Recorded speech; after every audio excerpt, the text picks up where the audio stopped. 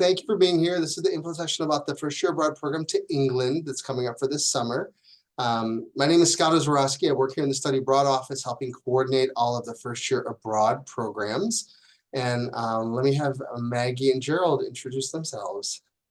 Hi, I'm Maggie Workman. I'm the program director, and I'm in environmental science and studies. Hi Alexa, how you doing? I'm Gerald Cruz. I'm a staff member here at DePaul, and I'll be the staff member, the staff professional accompanying this trip to England. Nice to meet you. And I work behind the scenes sort of on helping develop the program, but the two of them will be the ones leading the program abroad. We're going to take the next 20 minutes or so and just sort of go through sort of an overview of the program. I'll have Maggie kind of talking about a lot of it. I'll interject here and there, and then I'll talk a little bit about the application process and such at the end. So go ahead.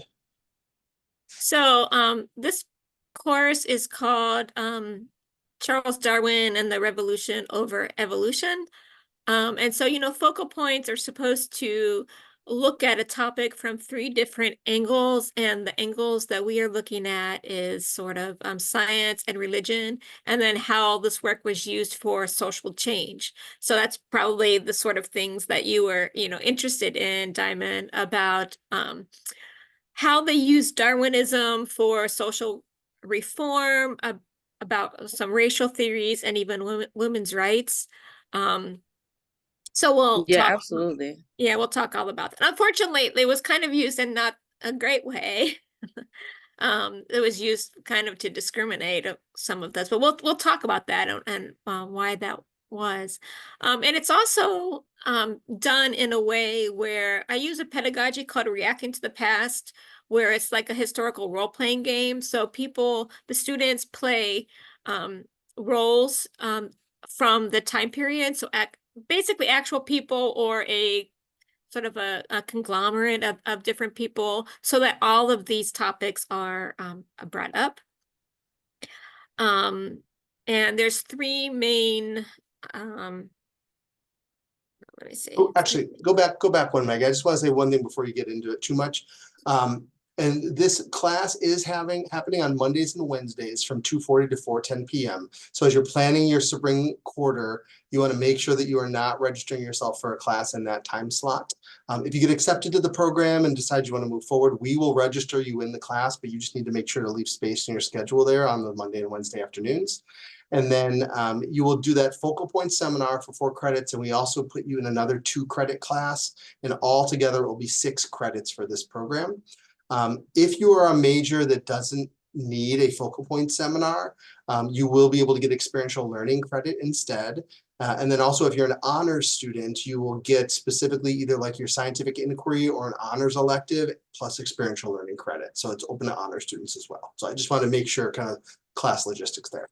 But hit it, Maggie. Right. Yeah. So there will be a regular full quarter class, the focal point class, and then the abroad component is the 2-credit class. So the reacting to the past role-playing game is there's actually a lot of different role-playing games that you can play. Mine is about Charles Darwin, but there's one about history, about democracy, about all different kinds of topics. So basically it sort of turns the class, I don't want to say upside down, because I think this is how it should kind of be, but the students are kind of in charge of promoting discussion, and the instructor is really just a facilitator to the learning. So the students really sort of take charge in the class. The game book that we have outlines the historical situation. So we read a lot of primary literature and secondary literature about the time period at the beginning of the quarter, the first half of the quarter. And then everybody is given a individual role sheet. Like I said, you play different characters, and each character has a purpose. So like if you play someone who is pro religion side, your goal is to bring up all of the data that was used to support, religion as opposed to Darwin's theory. If you're one of the social reformers, your job would be to maybe bring up some of these social issues. And so that's sort of in the second half of the spring quarter.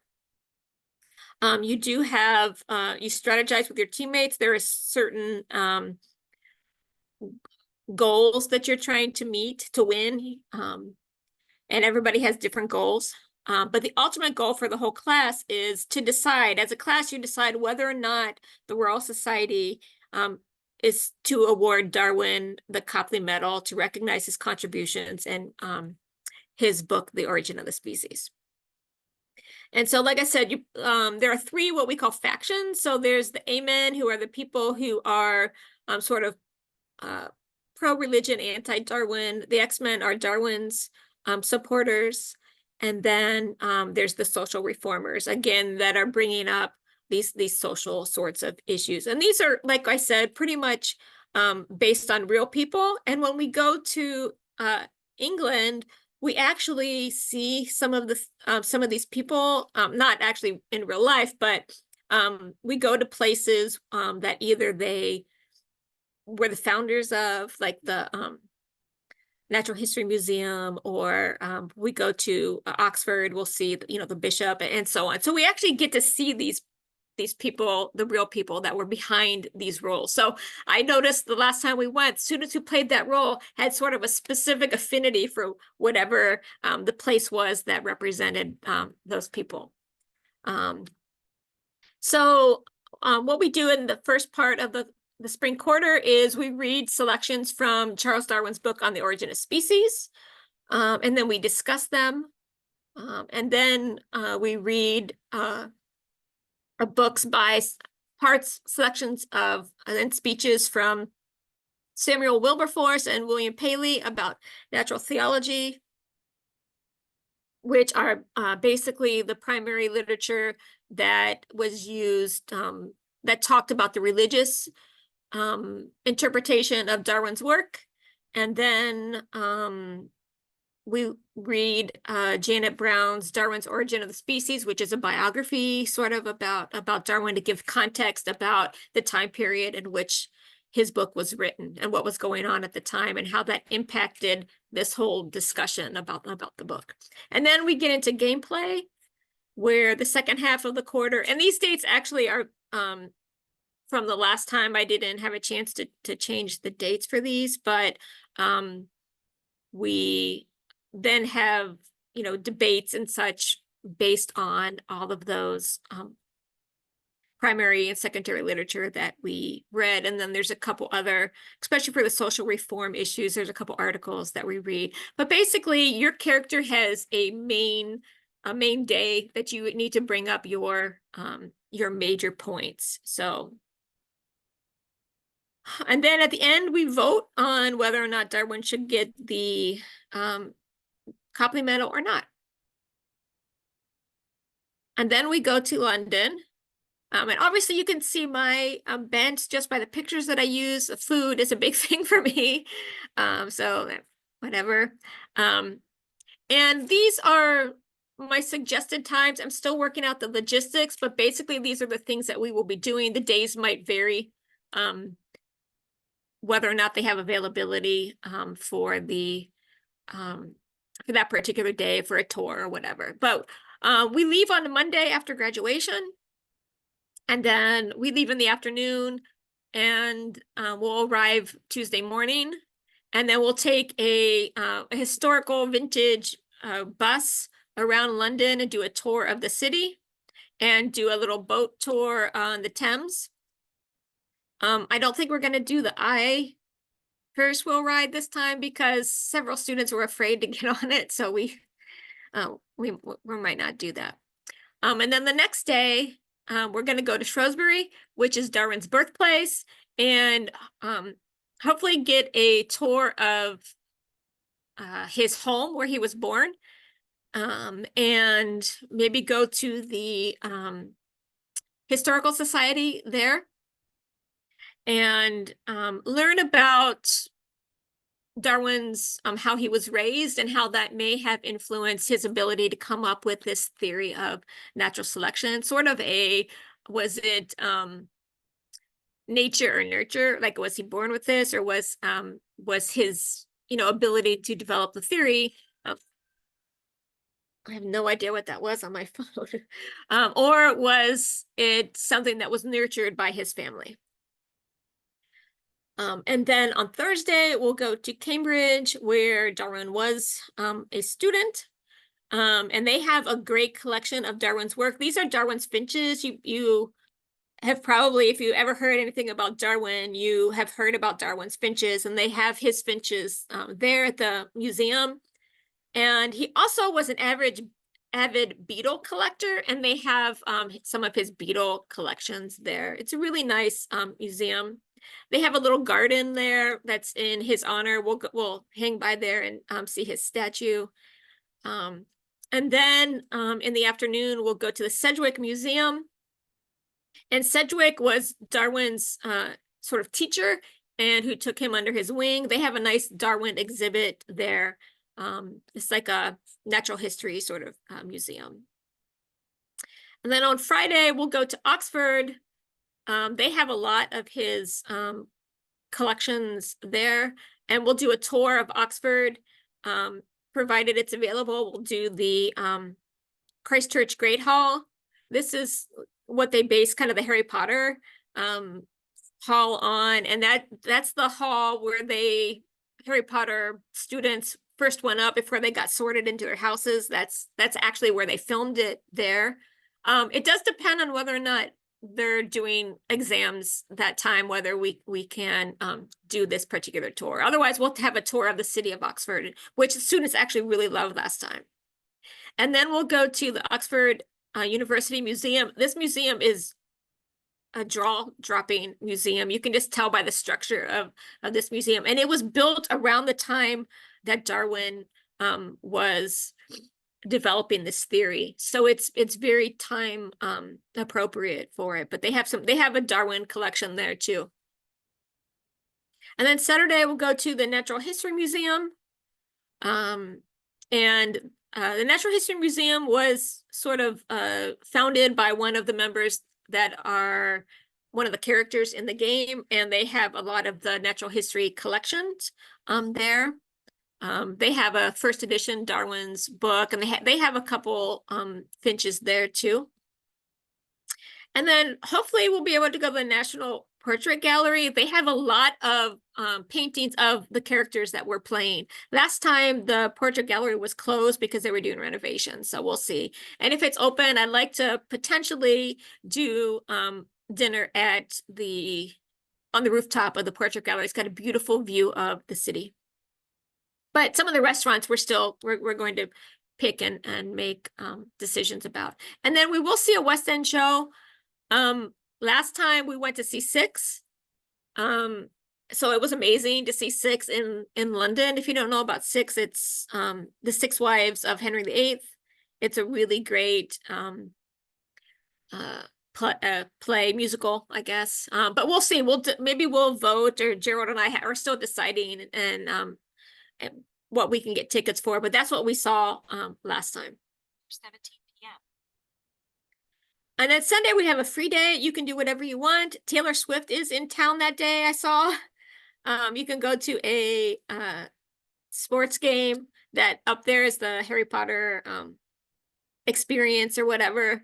You can do whatever you want. Students literally went across the country. Some people went up to Manchester, which I didn't recommend, but somebody went to the White Cliffs of Dover. But yeah, you can do anything in the city. Actually, a couple people went to the Harry Styles concert that was there that day. So it's open for whatever you want to do. Or you could sleep because it's a intensive trip too. And then Monday we'll go to Down House, which is Darwin's house when he retired, when he had a family. And look at, they've got his laboratory set up where he did all of his work. And then they have some displays about like when he was on the Beagle, the boat, and so on. It's a really nice location. And then we'll do something touristy. And we're thinking the Tower of London to go there and tour that. It's right by the London Tower Bridge. It's right by Tower Bridge. So we'll see some touristy stuff then. And then Tuesday, we will go to Westminster Abbey. where Darwin is buried, and see the beautiful Westminster Abbey. This is where, like, I don't know, I think Prince William and Kate were married, and that, like, all of the inaugurate, not, they don't call it inaugurate, coronation was done there. It's a gorgeous abbey. And then we will go to the London's Florence Nightingale Museum. One of the things that's brought up during the course, during the gameplay, is women's rights and women in science. And Florence Nightingale comes up during the debates. So we'll go to her museum. It's a small museum in the hospital. And there's somebody there who, like, is a Florence Nightingale impersonator who takes you around and tells you all about her life and how she was a woman in science and how people treated her, you know, because of that and so on, and her accomplishments and so on. It's a really nice museum, but small. And then we'll have our farewell dinner. Last time we had it at this Pizza Express at Baker Street. It's very near where the dorm is, where we stay. They've got a lot of they've got some tables outside, which was great because it was right after COVID when we went. And then they have a big area inside, so it's a nice place. And they have so many different things. So if you don't like pizza, they have other stuff too. And Maggie, can you talk about where you're going to be staying at Regents too? Yeah, we'll be staying at this Regents University. It's a dorm, so it's Regents University, so it's in a dorm room.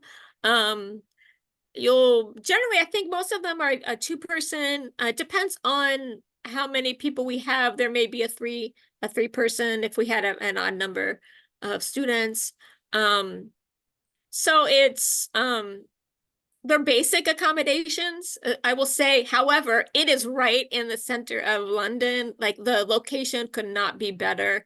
There's 2 tube stops. There's Baker Street, and then there's Regent Street tube stops. So basically from that one location, you can go on any of the colored, you know, the red, the brown line, and, you know, all the stuff that they have. So the location is great. So it's worth being kind of it's not a fancy hotel, but the location is great. There's a dining hall there. You get credit on your ID that you'll get there. It's secure, so if, you know, your parents or anybody's concerned, it is swipe in, swipe out.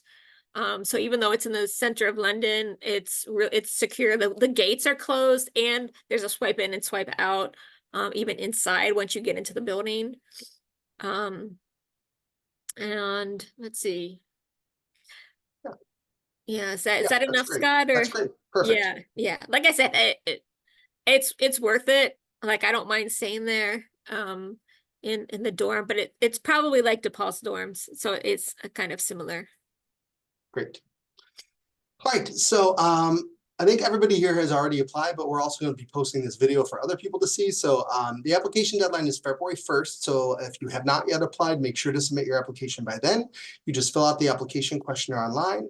And then in the next couple of weeks, Gerald and Maggie will be getting in touch with you to do a brief interview, doing some small group interviews to just get to know you a little bit and have you ask questions about the program.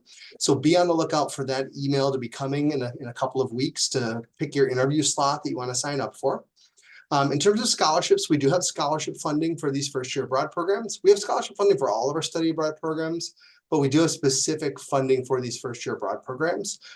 There is no separate application. So as long as you apply for this first-year abroad England program by February 1st, you'll automatically be considered for these first-year abroad scholarships. We look at your GPA and we look at your financial need, and we work with the financial aid office to see what your financial aid need through the FAFSA is. And that's how we make our decisions on the scholarships. The smallest of these scholarships is about $1,000, and they range up to sometimes almost the full cost of the program for the largest scholarships. So they're pretty significant scholarships. Even the low end ones are still a solid $1,000 towards your program fee, which is, you know, almost 1/3 of the cost of the program. So really good funding available. If you're not sure and you don't know if you can afford it, always apply, see if you get accepted, see if you get a scholarship, and then you can go from there. And we will let you know if you're accepted to the program, and if you're accepted, what kind of scholarship you may or may not have gotten in sort of mid to late February. And then you'll get that information, and then you'll have a week or two to decide if you want to move forward or not. But once we accept you to the program, we'll let you know within like a day or two if you get a scholarship, and if so, how much it's for, so you know that. Yeah, so applying is not, you're not committing, like you don't have Exactly. to do it. So it's worth it just to apply and see how everything shakes out. Exactly. All right. Cost of the program. So the cost of the program is $3,400. It's pretty all-inclusive for the most part. It includes your round-trip airfare from Chicago to London and back. It's your accommodations for the full program. It's all of your breakfasts, 3 lunches, and 3 dinners. It's all your activities, excursions, your transportation. We also give you international travel, health, and accident insurance. So it covers pretty much everything on the program. The main things you'll have to pay for above and beyond that are just a handful of meals that are not included, and then just personal spending money for things you want to do on your free day or in the evenings. But aside from that, everything is included. And then 6 credit hours of tuition, which again, like I said, we're going to enroll you in those 6 credit hours. As long as you are at 18 credits or less for the spring quarter, you won't pay any extra tuition. It just looks like regular classes that you're taking on your transcript. If you go over 18 credit hours, you do have to pay extra tuition, just like you would any quarter if you enroll in more than 18 credit hours. So what you're going to want to do is make sure to be enrolled in no more than 12 credit hours on your own for the spring quarter. So that way, when we enroll you in the 6 credits for the study abroad, you stay at that 18 or less. You can do more than 18 credit hours, just know that you'll have to pay extra tuition if you do that. Some students also are worried about a focal point seminar or another class. You can, if you want to enroll in another class as a backup, and then once you see if you're accepted and moving forward with the program, then you can just drop that when we're getting ready to enroll you in the classwork. But if you have any questions about that, you can feel free to reach out to me too. And that's pretty much it. If you have any questions, the England webpage has a lot of good information. You can contact me if you have questions about the application process or cost or logistics. If you have specific questions about the course or the time abroad, Maggie can be there to sort of answer your questions. But we'll also just take any questions people might have now. And you can just unmute or put something in the chat. Anything we can help out with or answer for you. All right. Well, thank you for being here. Talk this up to your friends. Like if you've got other people who might be interested in coming, like please spread the word about the program. We want as many people to apply as we can. We want to have a full program and enough people to be able to have it run. So please spread the word, talk it up, and we'll be looking forward to be in touch with you in the next few weeks. All right. Stay warm. Thank you so much. Have a good Thank you for weekend. coming. All right. Thank Thank you. you. It was very informative. All right. Thank you.